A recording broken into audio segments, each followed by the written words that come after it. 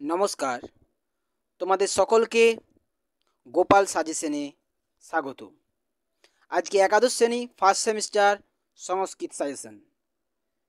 ভিডিওটি শুরু করার আগে দু একটি কথা বলবো, তোমরা কথাগুলি ভালো করে শুনবে।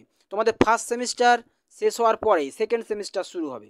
তো সেকেন্ড সেমিস্টারে বড় বড় প্রশ্নের উত্তর সেইগুলো তোমরা কিভাবে পাবে, আমার হোয়াটসঅ্যাপ নাম্বারে যোগাযোগ করবে। সেখান থেকে তোমাদেরকে পিডিএফ আকারে প্রত্যেকটি অধ্যায় ধরে ধরে সেই নোট তোমাদেরকে প্রোভাইড করা হবে। তাই চ্যানেলটি তোমরা সাবস্ক্রাইব করবে, ভিডিওটি ভালো লাগলে লাইক করবে, কমেন্ট করবে। তো ভিডিওটি শুরু করা যাক। প্রথম প্রশ্ন, পঞ্চম বেদ বলা হয় কাকে? উত্তর মহাভারতকে। ভারত সংহিতা কোন গ্রন্থের অপর নাম? উত্তর মহাভারত। বৈশাম্পায়ন কার শিষ্য ছিলেন? ব্যাসদেবের। পরের প্রশ্ন, উপমন্যু কার শিষ্য ছিলেন? আয়োধ্যৌমের। পরের প্রশ্ন, উপমন্যু গরু চড়িয়ে কখন ফিরত? উত্তর সন্ধ্যায়। পরের প্রশ্ন, উপমন্যুর চেহারা কেমন ছিল? উত্তর হৃষ্টপুষ্ট। পরের প্রশ্ন, উপমন্যু কোন গাছের পাতা খেয়েছিল? উত্তর আকন্দ গাছের পাতা। পরের প্রশ্ন, উপমন্যু অন্ধ হয়ে কোথায় পড়ে গেছিল? কুয়োতে। পরের প্রশ্ন, গুরুদেব উপমন্যুকে কার স্তব করতে বলেছিলেন? উত্তর অশ্বিনী কুমারদ্বয়ের। পরের প্রশ্ন, অশ্বিনী কুমারদ্বয় উপমন্যুকে কি খেতে দিয়েছিলেন? উত্তর পিষ্ঠক। পরের প্রশ্ন, দেবলোকের চিকিৎসক কারা? উত্তর অশ্বিনী কুমারদ্বয়। পরের প্রশ্ন, রামায়ণের রচয়িতা কে? উত্তর বাল্মীকি। পরের প্রশ্ন, আদি কবি নামে কে পরিচিত? বাল্মীকি। পরের প্রশ্ন, বর্ষা বর্ণনম এর উৎস কোথা থেকে? উত্তর রামায়ণ। পরের প্রশ্ন, অয়ং স কাল কোন কালের কথা বলা হয়েছে? উত্তর বর্ষাকাল। পরের প্রশ্ন, তং সংপস্য পদের দ্বারা কাকে বোঝানো হয়েছে? উত্তর লক্ষণকে। পরের প্রশ্ন, বর্ষা বর্ণনমে বর্ষার বর্ণনা করেছেন কে?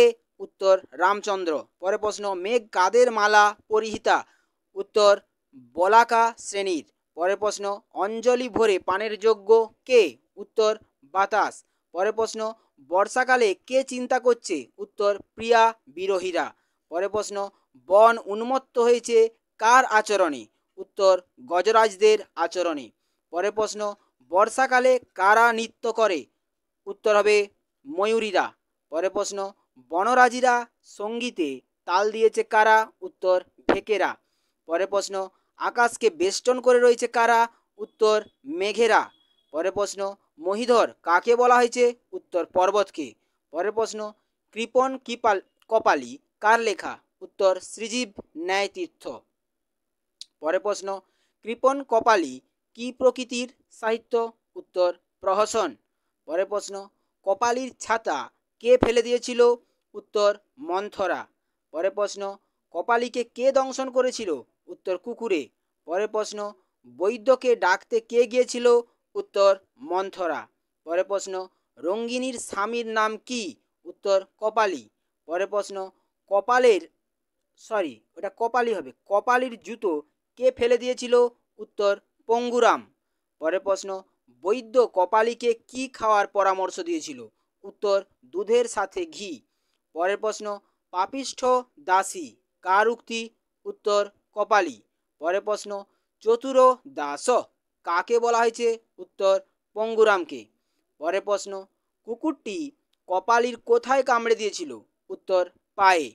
পরের প্রশ্ন, আকাশকে বেষ্টন করে রয়েছে কি বা কারা কে? উত্তর হবে মেঘেরা। পরের প্রশ্ন, রামায়ণের শ্লোক সংখ্যা কয়টি? উত্তর 24,000। পরের প্রশ্ন, প্রীতম ষষ্ঠ বানয়া গুরু ভক্তা কার উক্তি? উত্তর অশ্বিনী কুমার দ্বয়। দয় বয় 29 হবে উত্তরটা। পরের প্রশ্ন, রামায়ণ অবলম্বনে রচিত ভাসের নাটকটি? উত্তর প্রতিমা। পরের প্রশ্ন, গল্প সাহিত্যের সর্বাপেক্ষা প্রাচীনতম গ্রন্থটির নাম কি? উত্তর পঞ্চতন্ত্র। পরের প্রশ্ন, কোন রাজা পুত্রদের শিক্ষাদানের জন্য হিতোপদেশ রচিত হয়েছিল? উত্তর সুদর্শনের। পরের প্রশ্ন, কথাশরীত সাগরের শ্লোক সংখ্যা? উত্তর 22,000। পরের প্রশ্ন, জলরাশি ভারে ক্লান্ত মেঘ কোথায় বিশ্রাম নিচ্ছে? উত্তর উঁচু পর্বত চূড়া। পরের প্রশ্ন, কথাশরীত সাগরে কোন রাজার বিজয়ের দীর্ঘ কাহিনী আছে? উত্তর উদয়ন। পরের প্রশ্ন, বিষ্ণু শর্মা পঞ্চতন্ত্র রচনা করেছিলেন? উত্তর অমর শক্তির মূর্খ পুত্রদের শিক্ষাদানের জন্য। পরের প্রশ্ন, কোন কাব্যকে আদিকাব্য বলা হয়? উত্তর রামায়ণ। পরের প্রশ্ন, ঋগ্বেদের নবম মণ্ডলটির নাম কি? উত্তর সোমমণ্ডল। পরের প্রশ্ন, মেঘে কার সাথে তুলনা করা হয়েছে? উত্তর যুদ্ধক্ষেত্রের হাতির সাথে। পরের প্রশ্ন, কপালি কি দিয়ে বৈদ্যকে আক্রমণ করেছিল? উত্তর নখ ও দাঁত দিয়ে। পরের প্রশ্ন, উপমন্যু ভিক্ষাদ্রব্য এনে কাকে দিত? উত্তর গুরুকে। উপমন্যু বানানটা দুনতের নয়, জফলা হস্য হবে। পরের প্রশ্ন, জম ও জমির, জমি বানানটা উনতেস্ত জ হবে এখানে, কথোপকথন রয়েছে? উত্তর হবে দশম মণ্ডলের 10 সূক্তে। পরের প্রশ্ন, সামবেদের দ্বিতীয় ভাগ রামায়ণ অবলম্বনে কালিদাস রচিত মহাকাব্য? উত্তর রঘুবংশম। পরের প্রশ্ন, হিতোপদেশের প্রথম খণ্ডটির নাম? উত্তর মিত্রলাভ। পরের প্রশ্ন, কিংবধিরাশি কার উদ্দেশ্যে বলা হয়েছে? উত্তর মন্থরা। পরের প্রশ্ন, হিতোপদেশের রচয়িতা হলেন? উত্তর নারায়ণ শর্মা। পরের প্রশ্ন, রামায়ণের অপর নাম? উত্তর রামচরিত। আরও আছে, 4টি বেদকে ভাগ করেন? উত্তর ব্যাসদেব। পরের প্রশ্ন, রামায়ণের কোন কাণ্ডে রাজা দশরথের মৃত্যু বৃত্তান্ত রয়েছে? উত্তর অযোধ্যা কাণ্ডে। পরের প্রশ্ন, বর্তমানে সামবেদের কটি শাখা পাওয়া যায়? উত্তর 3টি। পরের প্রশ্ন, দেবলোকের চিকিৎসক কে? উত্তর অশ্বিনী কুমার দয়। পরের প্রশ্ন, বর্ষা বর্ণনার উৎস? উত্তর রামায়ণ। বর্ষা বর্ণনম এর উৎস? উত্তরটা হবে রামায়ণ। প্রশ্নটা ভুল লেখা হয়েছে, তোমরা এটা কারেকশন করে নেবে। মহিলা রৌপ্য নগরের রাজার নাম কি? উত্তর অমর শক্তি। পরের প্রশ্ন, রামচন্দ্রের নির্বাসন রামায়ণের কোন কাণ্ডে আছে? উত্তর অযোধ্যা কাণ্ডে। পরের প্রশ্ন, অলিকং কথয়তি দাসী কার উক্তি? উত্তর পঙ্গুরামের। রামায়ণের মোট কয়টি কাণ্ড আছে? উত্তর 7টি। রামায়ণের নায়ক কে? উত্তর রামচন্দ্র। পঞ্চতন্ত্র কি ধরনের গ্রন্থ? উত্তর নীতিমূলক। পরের প্রশ্ন, এবারে একটু গ্রামার দেওয়া আছে, দেখে নাও। ফল শব্দের দ্বিতীয় দ্বিবচন কি হবে? ফলে। বালক শব্দের তৃতীয়া বহুবচন কি হবে? বালকই। লতা শব্দের চতুর্থী একবচন কি হবে? লতাই। কবি শব্দের ষষ্ঠী বহুবচন কি হবে? কবিনাম। মতি শব্দের সপ্তমী একবচন কি হবে? মতৌ।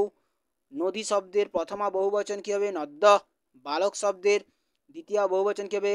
বালকান। লতা শব্দের পঞ্চমী বহুবচন কি হবে? লতই। ফল শব্দের প্রথম মা বহুবচন কি হবে? ফলানি। কবি শব্দের সপ্তমী বহুবচন কি হবে? কবিসু। এগুলা তোমরা দেখে নাও। মতি শব্দের ষষ্ঠী একবচন কি হবে? মত্তা। নদী শব্দের দ্বিতীয় একবচন কি হবে? নদীম। বালক শব্দের ষষ্ঠী দ্বিবচন বালকয়। লতা শব্দের তৃতীয়া একবচন কি হবে? লতয়া। ফল শব্দের সপ্তমী বহুবচন কি হবে? ফলিসু। এই যে সন্ধি বিচ্ছেদগুলো দেওয়া আছে তোমরা দেখে নাও। দেবেন্দ্র, দেবযুক্তেন্দ্র, বাংলা, সংস্কৃত দেওয়া আছে, কোনটা কোন সন্ধি, গুণ সন্ধি, হ্যাঁ বৃদ্ধি সন্ধি সব দেওয়া আছে। তোমরা একটু ভালো করে এগুলা দেখে নেবে আর ভিডিওটি লাইক করে দিবে। তোমাদেরকে বারবার বলছি, সেকেন্ড সেমিস্টার তোমাদের বড় কোশ্চেন প্রশ্ন উত্তর থাকবে। তোমাদের প্রত্যেকটি অধ্যায় থেকে অধ্যায় অনুযায়ী তোমাদেরকে আমরা নোট প্রোভাইড করব। হোয়াটসঅ্যাপ নাম্বার থাকবে, সেখানে যোগাযোগ করবে। ঠিক আছে, ভালো করে এই কটা দিন তোমরা পরীক্ষায় ভালো করে পড়াশোনা করো। আর বেশি দিন নেই পরীক্ষাকে। তো আজকের ভিডিও এইখানেই শেষ করলাম।